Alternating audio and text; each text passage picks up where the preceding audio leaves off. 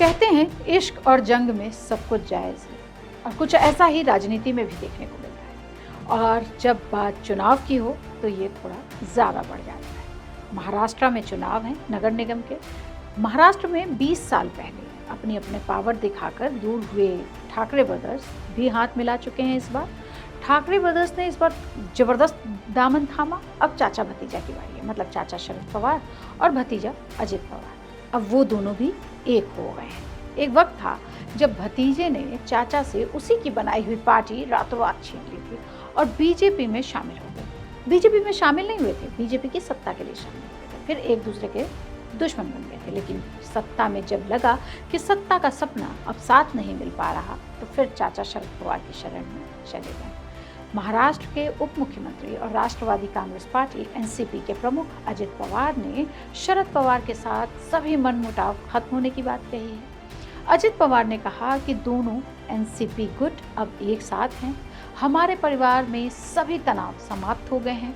NCP के दोनों गुटों ने पिंपरी चिंचवड़ नगर निगम चुनाव के लिए मिलकर चुनाव लड़ने का फैसला भी ले लिया है। लोकसभा सांसद सुप्रिया सुले जो शरद पवार की बेटी हैं और अजित पवार की चचेरी बहन हैं, और उन्होंने बताया कि पार्टी कार्यकर्ताओं की मांग पर एनसीपी के दोनों गुट पिंपरी चिंचवड़ चुनावों के लिए एक साथ आ गए हैं। अजित पवार के साथ यह गठबंधन आगे चलेगा या नहीं, इसके बारे में अभी तक कोई बातचीत दोनों में नहीं हुई है, लेकिन गठबंधन तो हो गया है। कांग्रेस से अलग होकर 1999 में शरद पवार ने अपने दो साथियों के साथ मिलकर एनसीपी पार्टी की नींव रखी थी, लेकिन 2 साल पहले शरद पवार के भतीजे अजित पवार के विद्रोह के बाद पार्टी में फूट पड़ गई।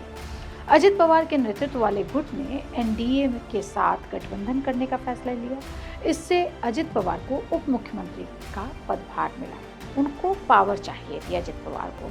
अजित पवार ने एनसीपी का पार्टी का नाम घड़ी चिन्ह अपना लिया, जबकि शरद पवार गुट को फिर से अपना एनसीपी को बनाना पड़ा। नया चिन्ह मिला तुरही, मतलब चाचा के पैर से नीचे रातों रात जमीन खींची थी। अब वही अजित पवार कह रहे हैं कि राजनीति में वैचारिक प्रतिबद्धता में लगातार गिरावट आ रही है और वो चिंतित भी हैं। उन्होंने आरोप भी लगाया कई दलों पर कि अपने मूल सिद्धांतों को त्याग दिया है उन्होंने, और वे अपने समर्थकों की संख्या बढ़ाने के लिए कई तरह के हथकंडे अपना रहे हैं।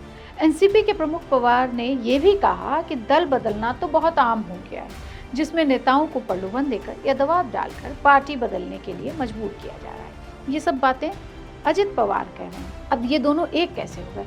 तो पुणे और पिंपरी चिंचवड़ एनसीपी और शरद पवार गुट से गठबंधन पर वो खुद ही बोलते हैं कि ये कुछ भी पूर्व नियोजित नहीं था, लेकिन उनके जो स्थानीय कार्यकर्ता हैं, पार्टी कार्यकर्ता, उन्होंने मांग की है कि साथ लड़कर चुनाव लड़ना जो है वो फायदेमंद होगा। इस तरह से ये गठबंधन फिर से हो गया है। अभी हमारा पूरा ध्यान अधिकतम सीटें जीतने पर है और पुणे और पिंपरी चिंचवड़ समेत राज्य भर में 29 तारीख को महानगर पालिकाओं के लिए चुनाव होने हैं और 15 जनवरी को ही वोटिंग होगी और अगले ही दिन गिनती हो जाएगी। तो इस तरह से जो दो परिवार महाराष्ट्र चुनाव ने, नगर निगम के चुनावों ने दो परिवारों को एकजुट कर दिया है। पहला था वो ठाकरे ब्रदर्स जो आपने पहले वीडियो देखी थी हमारी, और अब ये अजित पवार और शरद पवार। ऐसी ही और वीडियो के लिए बने रहिए इंडिया.com।